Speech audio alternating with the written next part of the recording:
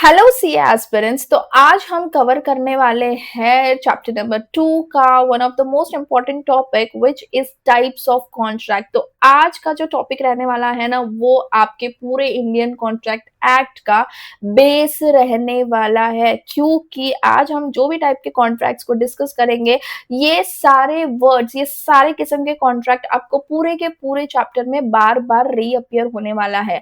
तो आज का जो ये सेशन है वो बहुत ज्यादा इम्पोर्टेंट है, क्योंकि आज आपका बेस तैयार होने वाला है। आज के जितने भी कॉन्ट्रैक्ट्स हम लोग डिस्कस करेंगे, इसका सारा का सारा कंसेप्ट क्लियर होना चाहिए, तभी आप आगे बेटर तरीके से पढ़ाई कर पाओगे। ओके, एंड मेरे लेक्चर में आ ही गए हो तो एब्सोल्यूट है 100% गारंटी कि आपके कॉन्सेप्ट सभी के सभी क्लियर हो ही जाएंगे। अगर आपको किसी टाइप का कोई डाउट भी रहता है तो आप कमेंट कर सकते हो या फिर मुझसे कनेक्ट कर सकते हो। एंड अगर आप मेरे चैनल पर नए हो तो जल्दी से इसे कर दो सब्सक्राइब, बिकॉज मैं लेकर आई हूँ सीए फाउंडेशन के स्टूडेंट्स के लिए बहुत ही important series of business law subject. Okay, so time waste नहीं करते हुए चलते हैं टॉपिक पे, which is what types of contract. पूरे के पूरे हम लोग बिजनेस लॉ में बातें करते हैं कि वैलिड कॉन्ट्रैक्ट है, वॉइड कॉन्ट्रैक्ट है, वॉइडेबल कॉन्ट्रैक्ट है, इलीगल कॉन्ट्रैक्ट है, टैसिट कॉन्ट्रैक्ट है, इम्प्लाइड कॉन्ट्रैक्ट है। बट भाई ये कॉन्ट्रैक्ट्स का मीनिंग क्या है? पूरी बुक का पन्ना कोई भी उठा के देख लो, कहीं ना कहीं पे किसी ना किसी टाइप का कॉन्ट्रैक्ट का मेंशन होगा ही। ठीक है, तो सबसे पहले शुरुआत करते हैं on the basis of validity. Very important guys, validity test हो रही है यहाँ पे कि कौन सा कॉन्ट्रैक्ट वैलिड होता है, कौन सा वैलिड नहीं होता है, क्योंकि वैलिडिटी की टेस्ट सीधा एनफोर्सिएबिलिटी से टेस्ट होती है। ओके, तो सबसे पहले बात करेंगे हम लोग what is valid contract. Valid contract is nothing but which is legally enforceable and contain all the essentials. Okay, एक कॉन्ट्रैक्ट जो लीगली एनफोर्सिएबल है, for example A enters into an agreement with B to sell a bike of 50,000 and B also agrees। Okay, and सब कुछ smoothly हो गया है। अब आगे जाके कोई प्रॉब्लम आ जाती है कॉन्ट्रैक्ट में, ठीक है, तो आगे जाके बी क्या कर सकता है? ए को स्यू कर सकता है कोर्ट में। ठीक है, इसने पैसे पे कर दिए लेकिन उसने बाइक अपनी सेल ही नहीं करी, पूरा का पूरा कॉन्ट्रैक्ट वैलिड है, तो this contract is legally enforceable and B जाके ए पर केस ठोक सकता है। Okay, so this is a classic example of a valid contract। भाई one more time, valid contract क्या है? जो कि सभी के सभी essentials को fulfill करे, यानी कि सेक्शन 10 याद करो। सेक्शन 10 क्या है? essential elements of a valid contract, lawful object होना चाहिए, lawful consideration होना चाहिए, agreement होना चाहिए, not expressly declared void होना चाहिए। ठीक है, हमने सभी का सभी सेक्शन 10 में पॉइंट्स को कवर किया है। एंड मैं आपको बता दूं, सेक्शन 10 मोस्ट इंपॉर्टेंट सेक्शन है, क्योंकि सेक्शन 10 के बेसिस पर ही ना आपका यूनिट 2 भी जिंदा है और यूनिट 3 भी बना है। ठीक है, तो unit 2 and unit 3 are directly related to essential elements of valid contract, और वही है पूरा जो बेस होता है ना।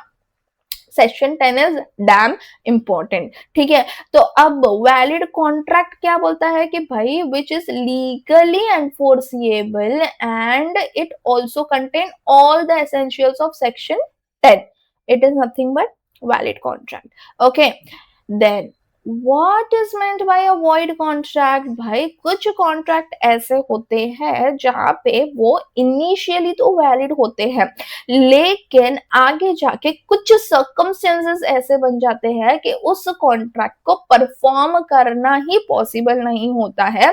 तो उन कॉन्ट्रैक्ट्स को हम लोग बोलेंगे कि भाई this is a kind of a void contract. For example, A ने बी के साथ एग्रीमेंट किया कि मैं तेरे लिए एक बुक लिखूंगा, ठीक है, बट 3 महीने के बाद क्या हुआ कि ए की डेथ हो गई। ठीक है, पहले कॉन्ट्रैक्ट एनफोर्सिएबल था, वैलिड था, लेकिन 3 महीने के बाद क्या हो गया कि ए की डेथ हो गई। तो यहाँ पे वो खुद बुक लिखने वाला था, अब वो मर गया है तो उसके हाथ में आगे बुक थोड़ी ना लिखेगी, राइट? तो the contract becomes void here. Okay, so what the technical language से, a contract which was valid initially but becomes unenforceable later due to change in circumstances, it is nothing but void contract। समझ के लो difference, concept को समझ के लो। Valid contract मतलब legally enforceable, सभी के सभी सेक्शन 10 को वो फुलफिल करता है, एसेंशियल एलिमेंट्स को। वॉइड कॉन्ट्रैक्ट का मतलब क्या होता है कि भाई पहले तो वो वैलिड था, लेकिन बाद में जाके क्या हो गया, अनएनफोर्सिएबल हो गया। क्यों हो गया? क्योंकि चेंज इन सर्कमस्टेंसेस आ गए। ठीक है, this is void contract. Next comes what, voidable contract. ठीक है, वॉइडेबल कॉन्ट्रैक्ट यानी कि क्या होता है कि भाई contract is enforceable only eight the option of one party. ठीक है, वॉइडेबल यहाँ पे क्या होता है कि भाई ए ने बी के साथ कॉन्ट्रैक्ट किया है, लेकिन ए ने जोर दबस जबरदस्ती करके या फिर बी के साथ फ्रॉड करके बी को फंसाया है कॉन्ट्रैक्ट में एंटर होने के लिए।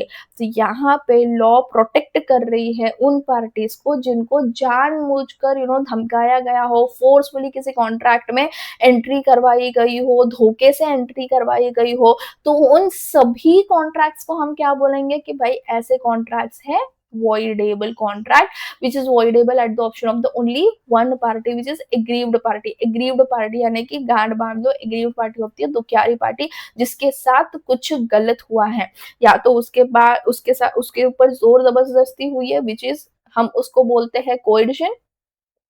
ठीक है, कोएर्शन बोलते हैं हम उसको, या तो उसके साथ फ्रॉड हुआ है, ठीक है, धोखेबाजी हुई है उस बंदे के साथ, या तो उसके साथ क्या हुआ है, अनड्यू इन्फ्लुएंस हुआ है, यानी कि किसी ना किसी ने उसको इन्फ्लुएंस किया है, अपने पोजीशन का गलत फायदा उठाया है, डोमिनेट किया है उसको, या फिर किसी ने उसको बेवकूफ बनाया है।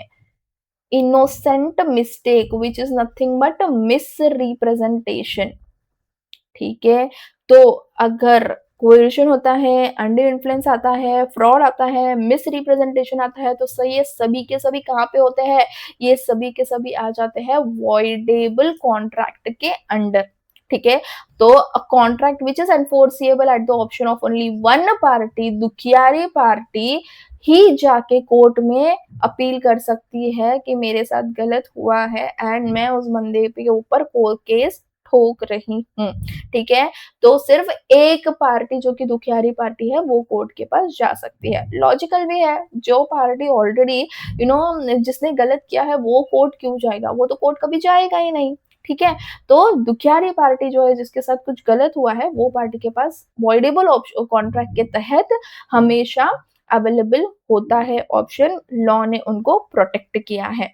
ठीक है, फिर इलीगल कॉन्ट्रैक्ट, भाई काम ही गलत कर दिया, कॉन्ट्रैक्ट में आए ही किसी गलत पर्पस के लिए, जैसे कि कॉन्ट्रैक्ट में आए किसी का मर्डर करने के लिए, किसी को किडनैप करने के लिए, एंड उन्होंने बनाया कि भाई आगे जाके वो किडनैपिंग करेंगे, 50 लाख अपन लेंगे, 25 तू शेयर कर, 25 तू शेयर कर। भाई ये कॉन्ट्रैक्ट बना ही गलत है, तो इसमें से अगर कोई भी किसी को धोखा देता है तो है ना, दूसरा पार्टी जाके कोर्ट में नहीं बोल सकता कि हमने किडनैपिंग प्लान की थी लेकिन उसने नहीं किया। कोर्ट उसको भी पनिश करेगा और इसको भी पनिश करेगा। ठीक है, तो एक चीज समझ के लो, a contract which is forbidden by law and which is void from the beginning, starting से ही वो गलत है। ठीक है, वो एंटर हुए ही कॉन्ट्रैक्ट में कोई गलत चीज को करने के लिए, and punishable, very important, illegal contracts are always punishable under law, क्योंकि वो स्टार्टिंग से ही गलत काम करने के लिए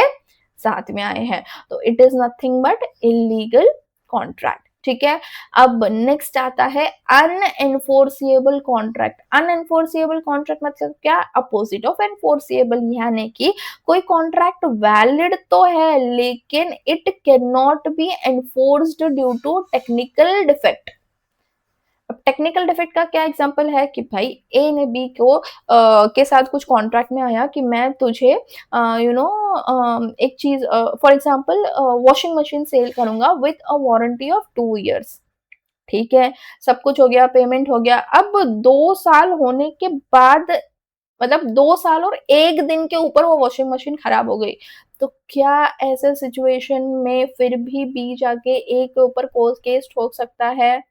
नहीं, क्योंकि टेक्निकल डिफेक्ट आ गया है ना, 2 साल की ही वारंटी थी। 2 साल के ऊपर अगर 1 भी दिन ऊपर चला जाएगा तो वहाँ पे किसी किस्म की एनफोर्सिएबिलिटी नहीं बनेगी। तो अनएनफोर्सेबल मतलब क्या होता है कि पहले तो वैलिड होता है लेकिन टेक्निकल डिफेक्ट की वजह से वो अनएनफोर्सिएबल बन जाता है। इस चीज़ के ऊपर आपको ध्यान देना है, गौर फरमाना है कि टेक्निकल डिफेक्ट के वजह से it can not be enforced. ठीक है, क्लियर है? तो on the basis of validity क्या पढ़ा है अपन ने? On the basis of validity अपन ने पढ़ा है 5 टाइप के contract which is the very first one is what? The very first one is valid contract, enforceable, section 10 fulfil कर रहा है essential elements. Void contract initially valid है लेकिन बाद में जाके सर्कमस्टेंसेस के चेंज के वजह से अनफोर्सिएबल बन रहा है। वॉइडेबल कॉन्ट्रैक्ट जहाँ पे दुखियारी पार्टी जाके कोर्ट में प्लीड कर सकती है कि मेरे साथ गलत हुआ है। इलीगल कॉन्ट्रैक्ट स्टार्टिंग से ही गलत है और पनिशेबल भी है। अनएनफोर्सिएबल कॉन्ट्रैक्ट कि भाई यहाँ पे स्टार्टिंग में वैलिड था लेकिन बाद में टेक्निकल डिफेक्ट की वजह से वो एनफोर्सिएबल नहीं हो सकता। तो ये सारा है on the basis of validity. ठीक है, अब कुछ और टाइप के कॉन्ट्रैक्ट्स दिए हुए हैं अपने को and they are on the basis of what? On the basis of formation. ठीक है, तो फॉर्मेशन के बेसिस पर हम लोग कॉन्ट्रैक्ट को क्या बोलेंगे? फॉर्मेशन के बेसिस पर there are 5 types of contract. Again बहुत ही ज्यादा सिंपल है ये। ठीक है, express contract, terms are clearly stated in words that is oral और रिटर्न। जहाँ पे एक्सप्रेस होता है ना, या तो ओरल में लिखा हुआ है या तो रिटर्न में, ओरल में बोला हुआ है या तो रिटर्न में लिखा हुआ है सारे टर्म्स एंड कंडीशंस, उसको क्या बोलेंगे हम? एक्सप्रेस कॉन्ट्रैक्ट बोलेंगे। अब इसका अपोजिट है इम्प्लाइड कॉन्ट्रैक्ट। इम्प्लाइड कॉन्ट्रैक्ट यानी कि क्या? आपके कुछ एक्ट करने के वजह से आप उस कॉन्ट्रैक्ट में आ जाते हो एंड आप लायबल टू पे होते हो। Let's discuss a simple example. आप एक रेस्टोरेंट में जाके बैठते हो, वहां पे मेन्यू कार्ड देखते हो एंड वहां पे आप एक रेगुलर कस्टमर हो। ठीक है, आप एक रेस्टोरेंट के रेगुलर कस्टमर हो, आप वहां पे जाके बैठते हो, रोज की तरह मेन्यू कार्ड देखते हो, लेकिन आप उस दिन ऑर्डर प्लेस नहीं करते। लेकिन फिर भी वहां का वेटर आके आपको उस दिन कॉफी सर्व कर देता है। ध्यान से समझो, आपने वो कॉफी पी ली, ठीक है, एंड आप पी के उठ के चल दिए एंड तब वहां के कॉफी शॉप के ओनर ने बोला कि सर ये रहा आपका बिल। एंड आप तब उसको बोले कि देखो मैंने तो ऑर्डर प्लेस किया ही नहीं, वेटर ने लाके दिया तो मैंने पी लिया, लेकिन मैंने टेक्निकली ऑफर प्लेस नहीं किया, लाइक मैंने ऑर्डर प्लेस नहीं किया, तो मैं क्यों पे करूं? मैं पे नहीं करूंगा। ठीक है, तो क्या यहाँ पे जो बंदा है जिसने कॉफी पी ली, क्या वो बच सकता है कि जो ओनर है वो उसको स्यू कर सकता है? तो बिल्कुल कर सकता है, क्योंकि यहाँ पे बी ने क्या किया है कि वहां पे वो रेस्टोरेंट में जाके बैठा है और उसने कॉफी पी है and he performed act which is known as implied act. अगर आप कोई ना कोई एक्ट कर रहे हो जहां पे ये प्रूव होता है कि सामने वाला जो आपको ऑफर कर रहा है आप उसको एक्सेप्ट कर रहे हो, देन यू नीड टू पे फॉर इट। ओके, लॉजिकल है कि आप यूं ही किसी का भी फायदा उठा के आगे नहीं बढ़ सकते हो। एक और सिंपल सा एग्जांपल लेते हैं, जैसा कि आप रेलवे स्टेशन से उतरते हो, ट्रेन से उतरते हो एंड वहां पे कूलीज रहते हैं एंड आपको तो पता ही है कूली कैसे करते हैं। They you always they rush towards you and they take your luggage and they just say they चलो चलो चलो चलो चलो। ओके, तो आपने भी एक दिन क्या किया कि भाई ठीक है कूली ने लगेज उठा ही लिया है, चलो वहां पे बाहर तक छोड़ देगा वो, ये अज्यूम कर लिया एंड कूली ने लगेज उठा लिया एंड वो बाहर तक चला गया। ठीक है। अब बाहर जाने के बाद कूली आपको पैसे मांग रहा है एंड तब आप पैसे देने से मना कर रहे हो, तो क्या इस सिचुएशन में कूली कूली आपको स्यू कर सकता है? यस, एब्सोल्युटली कर सकता है, क्योंकि अगर आपको प्रॉब्लम थी तो आप पहले ही बोल देते, you must not have used the services of the coolie. Restaurant वाले एग्जांपल में, you must have not use the services of the restaurant.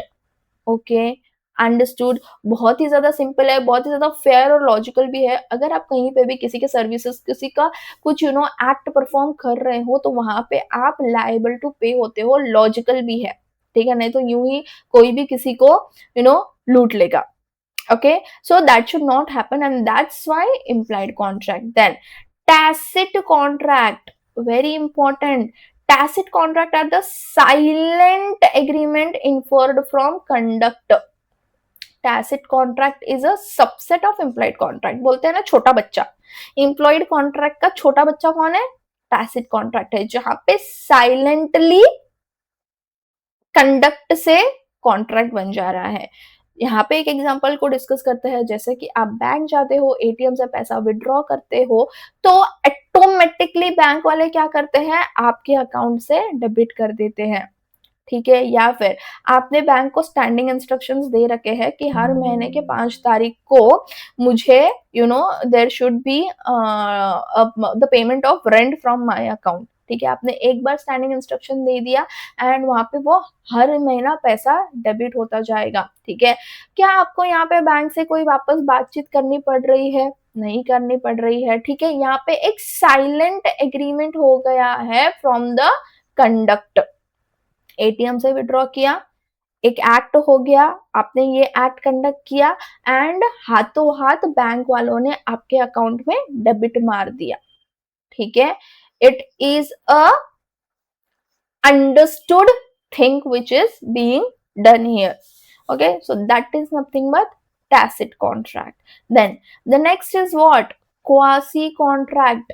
आपको एग्रीमेंट में आना ही नहीं था, चलते चलते टकरा गए एंड कोई ना कोई ऑब्लिगेशन आपके सर पे आके टपक गया। That is nothing but quasi, किस्मत खराब। क्वासी किस्मत, समझ लो, आज याद रख लो, क्वासी किस्मत। आपको इंटरेस्ट ही नहीं था, आपको कोई रियल कॉन्ट्रैक्ट बनाना ही नहीं था, लेकिन कुछ ना कुछ सर्कमस्टेंसेस ऐसा हुआ कि आपके कुछ ना कुछ करने की ड्यूटी बन गई, ठीक है।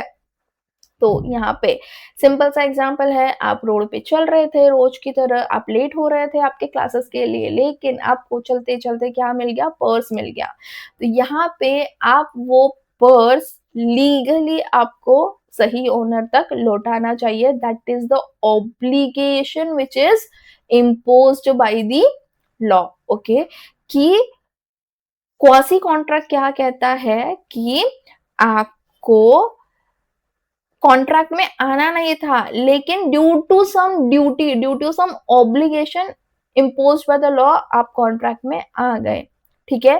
तो finder of loss courts must return them legal obligation though no agreement exists. Okay, that is nothing but quasi contract. And the last and the easiest kind of type of contract जो आप तो हर दिन करते हो, which is nothing but e contract. Contract formed via electronic means like emails, clicks और online transactions, ठीक है। तो ये हो गए फॉर्मेशन के बेसिस पर कॉन्ट्रैक्ट। पहला क्या? एक्सप्रेस, ओरल और रिटन। इम्प्लाइड, एक्शंस के वजह से। इम्प्लाइड का बच्चा कौन? टैसिट, साइलेंटली हो गया। क्वासी कौन? किस्मत। Okay, and lastly E contract. अब चलते हैं लास्ट पार्ट की तरफ, विच is what? Which is on the basis of performance of the contract. बहुत ही ज्यादा सिंपल है ये, बहुत ही ज्यादा अभी तक का पढ़ा हुआ सबसे ज्यादा सिंपल टॉपिक है ये, विच is what? Executed contract, executory contract, unilateral contract and bilateral contract. Executed contract मतलब सिंपल एग्जांपल है कैश सेल। सीधा सीधा आप दुकान में गए, आपने कैश पेमेंट किया और हाथों हाथ उसने आपको चीज भी पकड़ा दी जो आप बाय करने गए थे, खत्म, ट्रांजैक्शन खत्म। एग्जीक्यूटेड कॉन्ट्रैक्ट, दोनों पार्टीज ने अपने अपने ऑब्लिगेशन दिया, उसने उसका प्रोडक्ट दिया, आपने कैश दिया। Executory performance is pending in future, for example credit sale, इसने सेल कर दिया लेकिन आप पैसा कल दोगे, एक की परफॉर्मेंस पेंडिंग है। या फिर आप एडवांस पेमेंट कर चुके हो, आपने आज पैसा दे दिया लेकिन सामने वाला कल आपको आके सर्विसेज देगा, which is pre booking, appointment ले ली आपने, that is nothing but executory, किसी ना किसी पार्टी का एक परफॉर्मेंस पेंडिंग है, which is nothing but executory. Then unilateral is nothing but एक ही पार्टी का परफॉर्मेंस पेंडिंग है, एक पार्टी ने परफॉर्म कर दिया। Again same example, credit sale, इसने सेल कर दिया लेकिन आपको पैसा कल पे करना है, ठीक है, same example. Bilateral contract, both parties have obligations pending, for example आज मैंने जाके किसी से डिस्कशन किया कि मैं आपके सर्विसेज को हायर करूंगा, मैंने पेमेंट दिया भी नहीं, उसने सर्विसेज दी भी नहीं, क्या हो गया यहाँ पे, दोनों पार्टीज के बीच में सिर्फ एक एग्रीमेंट तैयार हो गया लेकिन दोनों पार्टीज का ऑब्लिगेशन क्या है, पेंडिंग है फ्यूचर में। तो ऐसे कॉन्ट्रैक्ट को हम बोलेंगे बायलैटरल कॉन्ट्रैक्ट, ठीक है। तो 4 सिंपल कॉन्सेप्ट है on the basis of performance of contract, which is executed contract, completed obligations, executory, performance is pending, unilateral, एक बंदे का परफॉर्मेंस हो गया है, दूसरे पार्टी का पेंडिंग है,